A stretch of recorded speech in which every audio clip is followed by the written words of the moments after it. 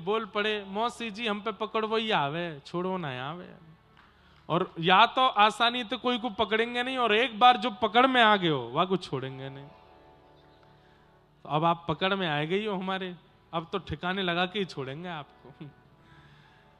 पूतना के प्राण पी लिए महाराज। विशाल विकराल पूतना का स्वरूप नंद भवन के पीछे जाकर के गिरा और पूतना का वध हुआ। बोलो पूतना मर्दन भगवान की। हमारे पूज्य नाना जी पंडित श्री कृष्णलाल शास्त्री जी, वो व्रज साहित्य के कई आधुनिक भाव बताते थे। तो इस विषय में वो एक भाव कहते थे,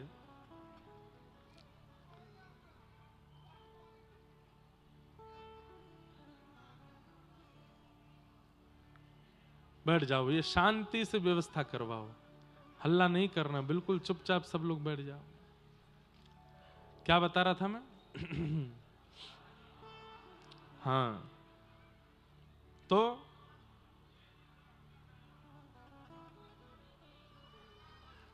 धीरे धीरे भैया, बिना हल्ला किए सब लोग आगे खिसक जाओ, नेक नेक आगे आ जाओ। बीच वाले पीछे वाले जहां कहीं भी जगह दो, थोड़ी लोग बागाओं को बैठने के लिए थोड़ा स्थान मिल जाए। अरे भैया हल्ला नहीं, धीमे धीमे, बिल्कुल धीमे। भैया हमारो इतनो महंगो माइक फेल है गयो आज कटनी में। इतने महंगे माइक पे हम चिल्ला धीरे धीरे बोलते हैं तो आवाज हमारी इतनी तेज नहीं भाई, कटनी के पानी में ताकत बहुत है। तो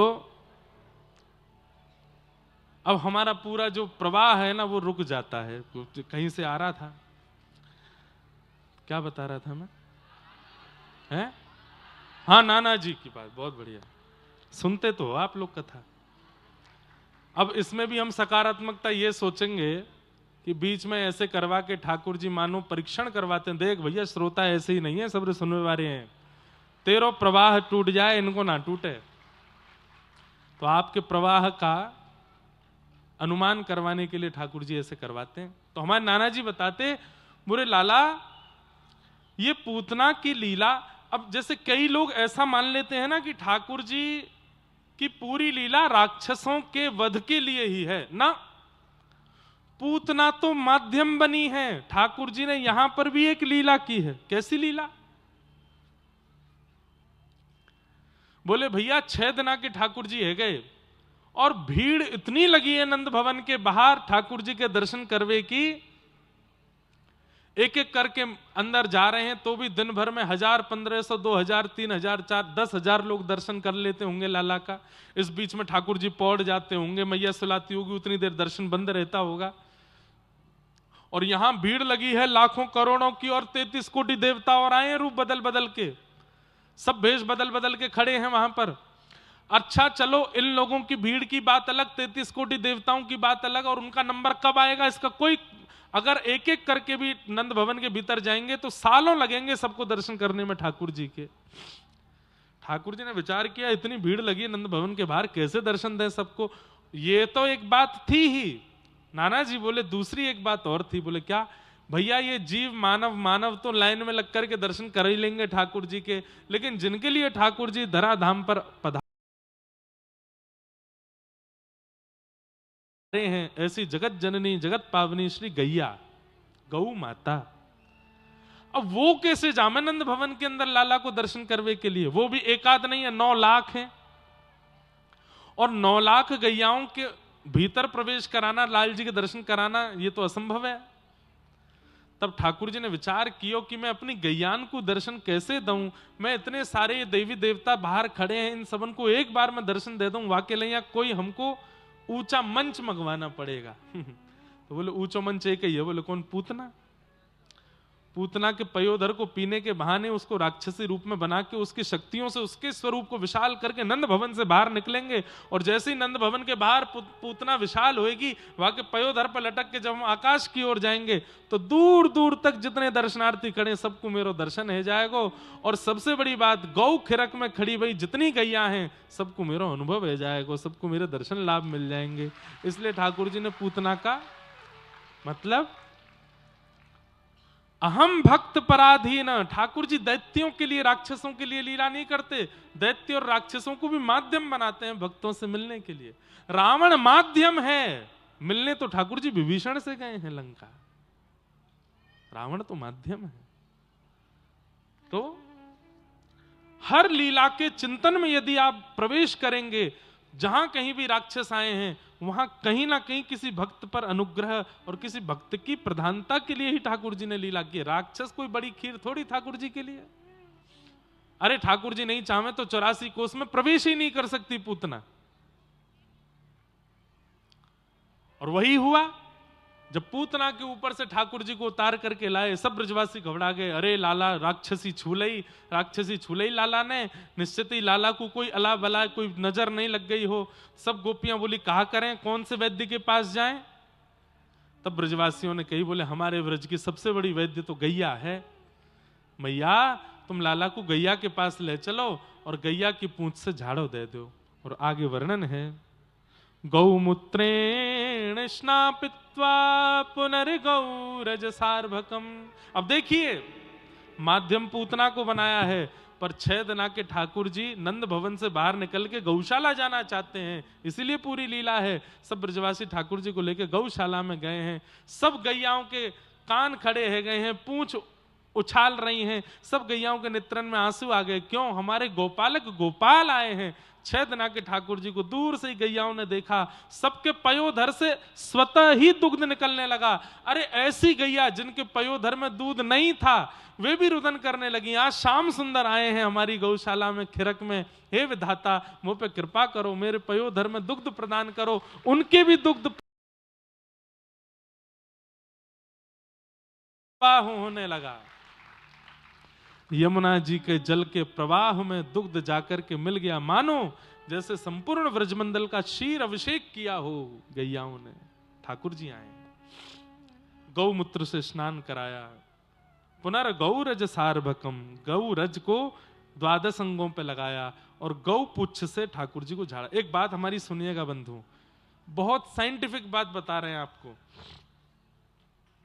5 वर्ष तक के बालक को नित्य गौशाला लेकर के जाइए और गौरज उसके माथे से लगाओ, गौ पूंछ से उसको झाड़ा दो।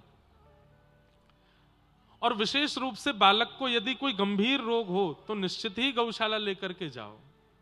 उससे क्या होता है, हम आप सब लोगों के तन में बनने वाले ऐसे कितने विषैले रोग हैं जिनकी जड़ी बूटियां जंगल में होती हैं, जिनकी जड़ी बूटियां जंगल में होती हैं, जिसको हम नहीं खा सकते, वो कशैली होती हैं, विषैली होती हैं। लेकिन गौ जैसे ही आप गौ पुच्छ को पकड़ के बालक के ऊपर फेरते हैं तो गौ अपनी पूंछ से अनुभव कर लेती है कि इस बालक को रोग क्या है। और गैया फिर जब गौचारण करने के लिए जाती है तो वो उसी रोग की स्पेसिफिक जो जड़ी बूटी होती है उसको खा के आती है। और खा करके जब आती है, दुग्ध देती है या पुच्छ से जब झाड़ा दिलाती है या गौरज उस बालक के स्पर्श में आता है तो कहीं ना कहीं अंदरूनी रूप से वही जड़ी बूटी बालक तक पहुंच जाती है और उसका वह रोग निवृत्त हो जाता है। लेकिन आजकल हम लोग इन बातों पर भरोसा करते नहीं हैं। श्री ठाकुर जी इतने सुंदर क्यों हैं? ठाकुर जी इतने आकर्षक क्यों हैं? ठाकुर जी इतने हिष्टपुष्ट बलवान क्यों हैं? आज तक ठाकुर जी को कोई की नजर वजर अला बला, इतने बड़े बड़े विपत्तियां वृंदावन में आई। अब ये विषय तो एक है कि वो भगवान है, पर दूसरा विषय ये भी तो है कि वो पूर्ण मानव लीला कर रहे हैं, फिर भी कोई बाल बांका क्यों नहीं कर पाया? क्योंकि नित्य यशोदा मैया गौ पुच्छ से लाला को झाड़ा लगाती है, गौरज माथे से लगाती है। हम लोग ये बात जिस दिन मान लेंगे कि गैया जीव नहीं है, गैया कोई जानवर नहीं है, गैया साक्षात वैद्य है, गैया साक्षात श्री ठाकुर जी की प्रियसी है, और उस दिन से गैया का अनुभव और गैया का सेवा करना प्रारंभ कर दें, कितना अनुभव आपको अपने जीवन में होने लगेगा कि पवित्र हो रहा है। गौ पूजन करो। विशेष रूप से 5-6 वर्ष तक के बालक जब तक नहीं हो जाए, नित्य हफ्ता में एक बार तो गौशाला उनको लेके जाओ, गौ सेवा उनसे कराओ, गौ स्पर्श कराओ और गौ पुच्छ से झाड़ा और गैया के खुर के नीचे से रज लेकर के बालक को लगाओ नित्य। नजर किसको कहते हैं बंधु?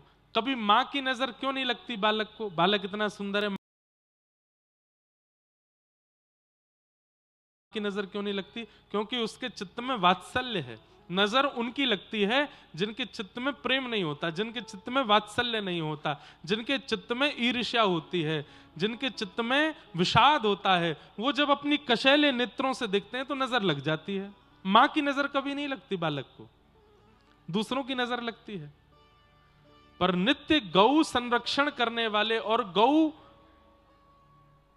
आशीष में जाने वाले बच्चों को नजर नहीं लगती। क्यों? गैया रक्षा करती है उनकी। तो ऐसे ठाकुर जी को लेकर के मैया गौशाला गई और वहां जाकर के गौ पुच्छ से झाड़ा लगाया। धीरे धीरे ठाकुर जी अब 3 महीना के भये और 3 महीना के हेते ही ब्रजमंडल में सक्टासुर का आगमन हो गया। आहा, 3 महीना के लाला भये सक्टासुर का वध ठाकुर जी ने किया। कैसे वध किया?